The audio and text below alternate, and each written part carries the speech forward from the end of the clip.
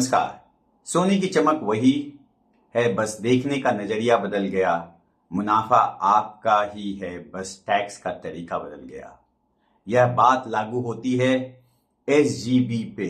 जी हाँ, sovereign gold bond जो government of India के द्वारा जारी किया गया था, जिसे बहुत सारे लोगों ने खरीदा और काफी ज्यादा मुनाफे पे आज बिकॉज गोल्ड का दाम काफी तेजी से बढ़ा, लोगों के पास में काफी बेनिफिट्स है, उसके काफी फायदे हैं उनके पास में।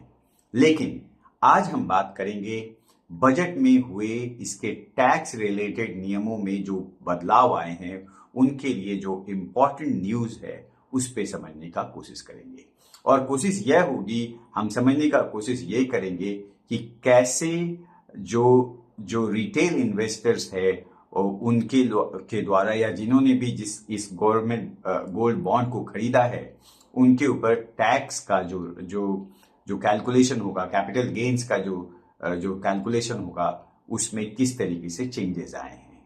तो पहले होता यह था कि अगर आप एसजीबी को 8 साल की मैच्योरिटी तक रखते तो आपको कैपिटल गेन टैक्स पर पूरी की पूरी छूट मिलती थी।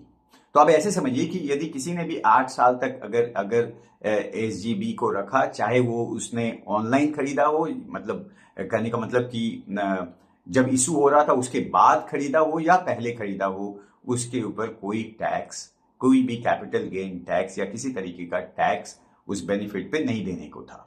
लेकिन अब जो बजट जो 2026 का जो बजट आया है, उसमें कैपिटल गेन टैक्स की छूट अब उन्हीं को मिलेगी जिन्होंने ओरिजिनली इस बॉन्ड को आरबीआई से खरीदा था।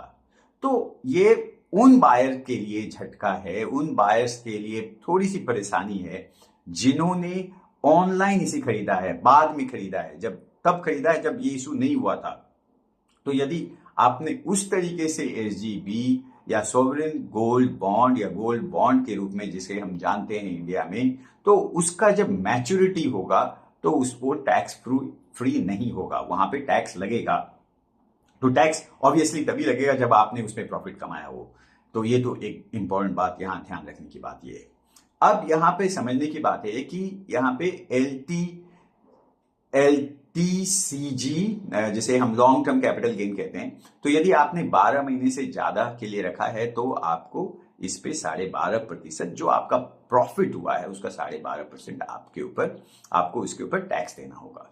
यदि उल्टा अगर दूसरी तरफ देखें तो यदि आपने इसे 12 महीने से पहले बेच दिया तो आपको टैक्स स्लैब के अनुसार टैक्स देना होगा, जैसा कि एसटीसीजी का नियम है।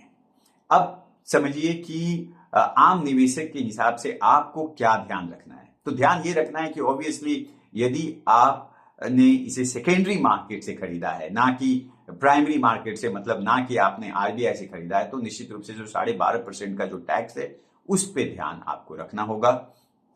अपने रिटर्न्स का जब आप कैलकुलेशन कर रहे हैं तो हमेशा याद रखें कि जो आपका प्रॉफिट हुआ उस प्रॉफिट में से 12.5% सरकार के पास टैक्स के रूप में जाएगा, यदि एलटीजीसी में लगा तो।